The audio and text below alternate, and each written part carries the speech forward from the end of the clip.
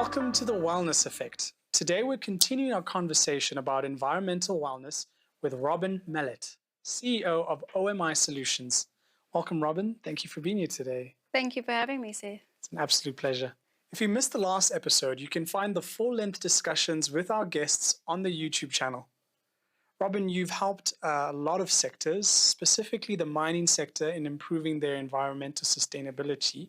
But what sort of approach can smaller SMMEs look at when they're looking at environmental wellness in their workplace? I think the starting point is to start with the person, to find out what their needs are.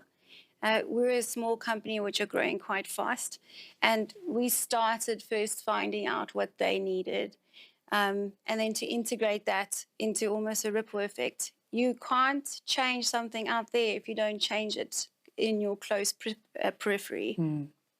And I like how you define first focusing on personal wellness. How would you define environmental wellness? You can't separate environmental wellness inside a workplace from the well-being of the individuals. Sure. So for us as an organization, we first start off at understanding what every individual's needs are. And once we've achieved in assisting them in their daily needs, that ripple effect is able to go outside of the workplace. So I'm going to use an example. We do apiary farm establishments where we actually build apiary farms. And through the training of teaching our team how to look after a bee colony or the colonies, our team, I've heard them speak about going home and teaching their children, or taking that into the community and saying to people, if there is a swarm or a swarm of bees, call us, we can come and rescue them. So you can't expect your employees to take environmental wellness into consideration if they're not doing well themselves. And it's really important as individuals in a team not to treat the CEO better than the cleaner or any of the other scientists, because all of us have the same roles at home. We all go home and we're all looking after families. And if you're able to assist them just through their day, they're able to be a daughter, a better mother, a better sibling at home.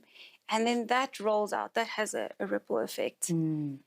So when you think about a business leader who wants to start a new enterprise in a local community, what sort of approach should they have as they look at environmental wellness in the community they want to set up their business in?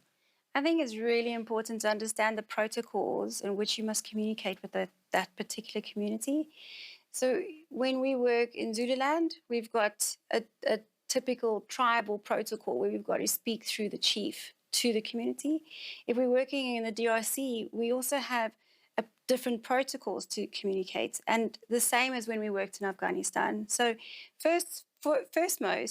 foremost is to really understand how that community needs you to communicate with them. And then to find out what their basic needs are. What are their daily needs?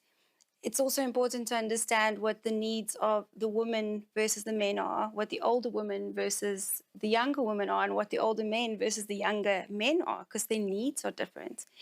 And then to decide with them how that business is going to benefit that community. So a lot of people go into communities with their own idea, and they just want to implement it and run with it really, really fast. That's the worst way to achieve environmental wellness, because you're not stopping and considering what that community needs. And you've got to implement something that at the end of the day is going to benefit them. So it's not going to just benefit you or benefit your innovative idea. It's going to benefit them, and it's going to be sustainable for them, because you don't want to give them a solution where they're able to do it for 3 years, or we often work with the mining houses where they're able to achieve something through the life of the mine. But what about post-mining? How can they sustainably survive post-mining? And that's where we bring a lot of storytelling into our training and awareness. We bring in a lot of cartoons because we want to bring hope back. So you're not just achieving, I'm going to be a farmer or I'm going to be a fisherman. You're actually allowing them to dream bigger. They could one day leave that community and become a pilot, or they could be one day leave that community and sit where you're sitting and asking someone questions. So environmental wellness starts off with understanding the needs of communities, and development or business developments into communities also starts with understanding their needs. You can't dictate what you expect they want. You've got to have their buy-in, and you've got to have their understanding and their support, because you can try and implement anything, but if you don't have their support, it's not going to work.